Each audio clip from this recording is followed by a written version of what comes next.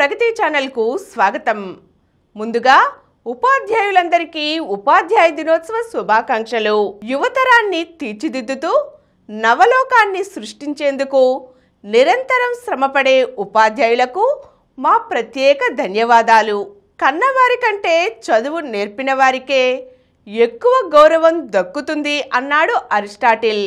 పిల్లలు కుటుంబం తరువాత ఎక్కువ సమయం గడిపేది గురువుతోనే. అందుకే పిల్లలు గురువుకి ఎంతో ప్రాధాన్యత ఇస్తారు. గురువుల ద్వారా ప్రభావితులై ఉన్నత శిఖరాలకు చేరుకుంటారు.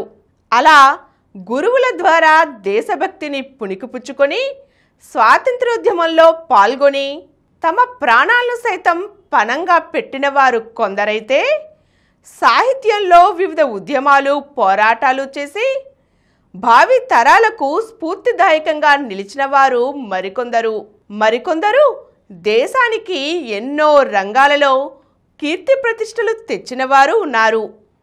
ఇలా కొందరు గురు శిష్యుల ప్రేమానురాగాల గురించి, వారి అనుబంధం గురించి కొన్ని విషయాలను ఈరోజు మనం ముచ్చటించుకుందాం.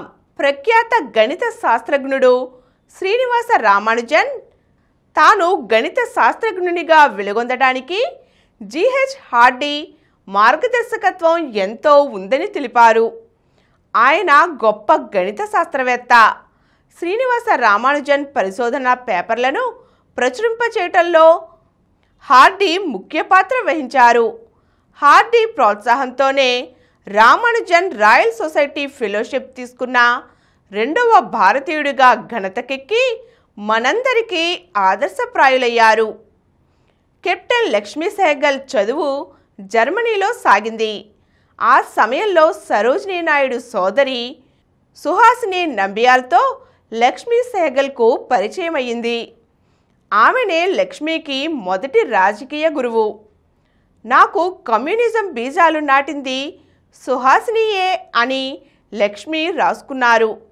ఆ ప్రభావంతో ఎడ్గార్ స్నోస్ రెస్ట్ ఆర్ ఓవర్ చైనా అనే పుస్తకం చదివి మరింత ఉద్యమ స్ఫూర్తిని ఆమె పొందారు. ఆమె చివరి వరకు రాజకీయ, ఆర్థిక, సామాజిక న్యాయం కోసం పాటుపడ్డారు. తుది వరకు మేధోమథనం సాగించిన స్టీఫెన్ హాకింగ్ సైద్ధాంతిక భౌతిక శాస్త్రవేత్త, కాస్మాలజిస్టు. సైంటిఫిక్ సబ్జెక్ట్స్పై ఆయనకు ఆసక్తిని పెంపొందింపజేసింది గణిత ఉపాధ్యాయుడు డిక్రాంత్ తహతా. ఆ తరువాత ఖగోళ శాస్త్ర పితామహుడైన గెలీలియో సైద్ధాంతిక భౌతిక పరిశోధనలపై కూడా ఈయన చాలా ఆసక్తిని నెలకొల్పారు. అవయవాలన్నిటికీ పక్షవాతం వ్యాధితో బాధపడుతూ ఆయన పరిశోధనలు కొనసాగించారు. మరణించే సమయానికి ఆయన కేంబ్రిడ్జ్ విశ్వవిద్యాలయానికి సెంటర్ ఫర్ థియరిటికల్ కాస్మాలజీకి రీసెర్చ్ డైరెక్టర్గా ఉన్నారు. ఆయన జీవితం ఎందరికో స్ఫూర్తిదాయకం. Alexander the great. Aristotle Greek తత్వవేత్త.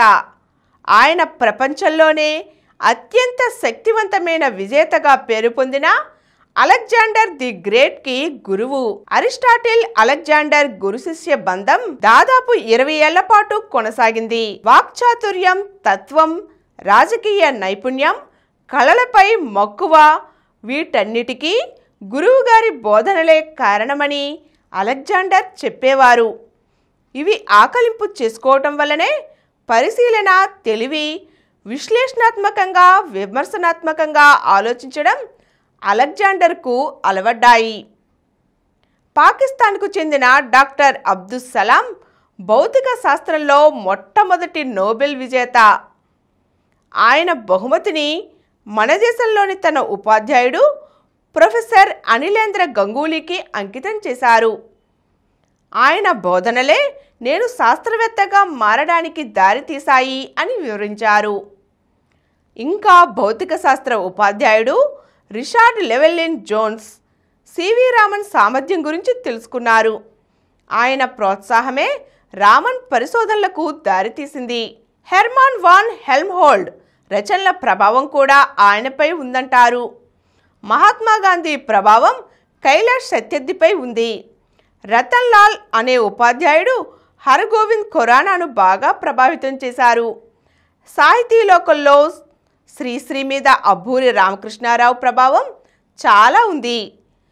బూదరాజు రాధాకృష్ణ, చేకూరి రామారావు, తూమాటి దొన్నప్పల రచనల్లో వారి గురువు బద్రిరాజు కృష్ణమూర్తి భాషోన్నత్యం ద్యోతకమవుతుంది. వీరందరూ మనకు ఎల్లవేళలా గురుతుల్యులే. ఇటువంటి గురు శిష్యుల సంబంధం మన సమాజానికి మూలస్తంభం. ఈరోజు మనం గురువులకు వందనం, గురు శిష్యుల అనుబంధం ఎంత గొప్పగా ఉంటుందో, ఎంత ప్రభావాన్ని చూపుతుందో తెలుసుకున్నాం కదండి. మరో చక్కని అంశంతో మళ్ళీ కలుద్దాం. ఈ కార్యక్రమం మీకు ఎంతో నచ్చింది కదా. ఇటువంటి మరిన్ని వీడియోల కోసం అనతి కాలంలోనే 20 కోట్ల వ్యూస్ సాధించిన సమరం ఛానల్ సమర్పించు సమరం ప్రగతి ఛానల్కు సబ్స్క్రైబ్ చేయండి, లైక్ చేయండి, మీ ఫ్రెండ్స్కి షేర్ చేయండి. అలాగే ప్రక్కనున్న గంట సింబల్ని ప్రెస్ చేయడం మర్చిపోకండి.